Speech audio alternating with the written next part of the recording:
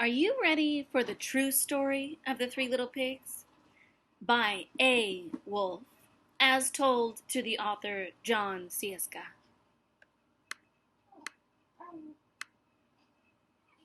Everyone knows the story of the Three Little Pigs, or at least they think they do. But I'll let you in on a little secret. Nobody knows the real story because nobody has ever heard my side of the story. I'm the wolf, Alexander T. Wolfe. You can call me Al. I don't know how this whole big bad wolf thing got started, but it's all wrong. Maybe it's because of our diet. Hey, it's not my fault that wolves eat cute little animals like bunnies and sheep and pigs. That's just the way we are. If cheeseburgers were cute, folks would probably think that you were big and bad too. But like I was saying, the whole big bad wolf thing is all wrong. The real story is about a sneeze and a cup of sugar. This is the real story. Way back in Once Upon a Time, I was making a birthday cake for my dear old granny. I had a terrible sneezing cold. I ran out of sugar.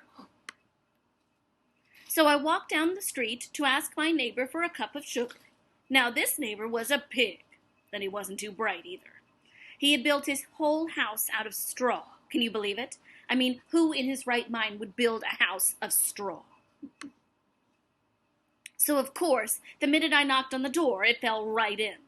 I didn't want to just walk into someone else's house, so I called, "Little pig, are you in?"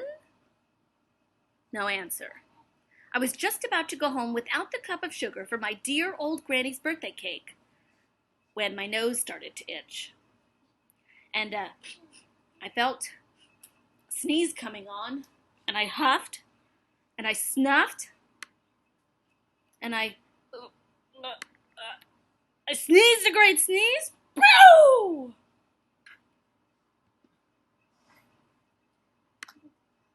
And you know what? That whole darn straw house fell down. And right in the middle of the pile of straw was the first little pig, dead as a doornail. He had been home the whole time. And it seemed a shame to just leave a perfectly good ham dinner lying there in the straw. So I ate it up. Think of it as like a big cheeseburger just lying there. I was feeling a little better, but I still didn't have my cup of sugar, so I went to the next neighbor's house. This neighbor was the first little pig's brother. He was a little smarter, but not much. He had built his house out of sticks. I rang the doorbell on the stick house. Nobody answered. So I called, Mr. Pig, are you in?" He yelled back, "Go away, Wolf. You can't come in. I'm shaving the hairs on my chinny chin chin."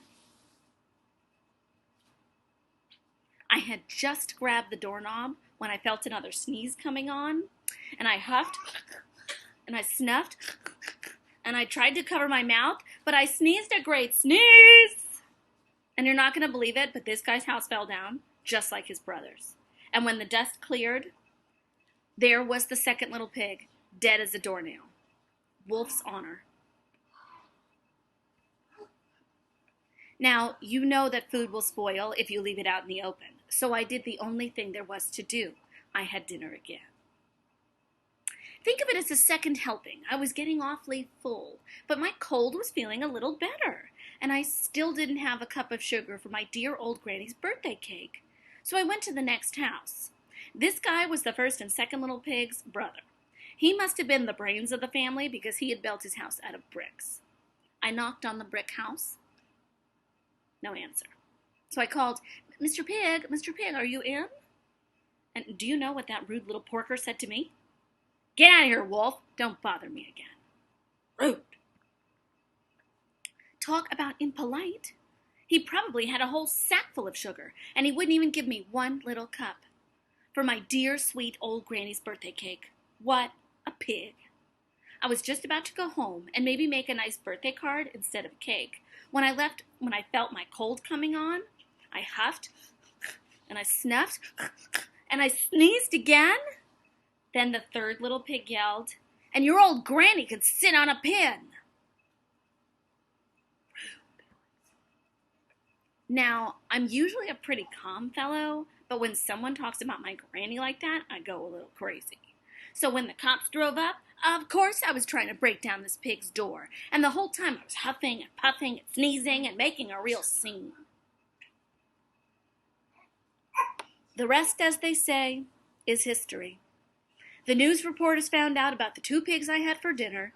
They figured a sick guy going to borrow a cup of sugar didn't sound very exciting, so they jazzed up the story with all of that huff and puff and blow your house down, and they made me the big bad wolf. That's it. That's the real story. I was framed. But maybe you could loan me a cup of sugar? Uh-oh. Hope you've enjoyed.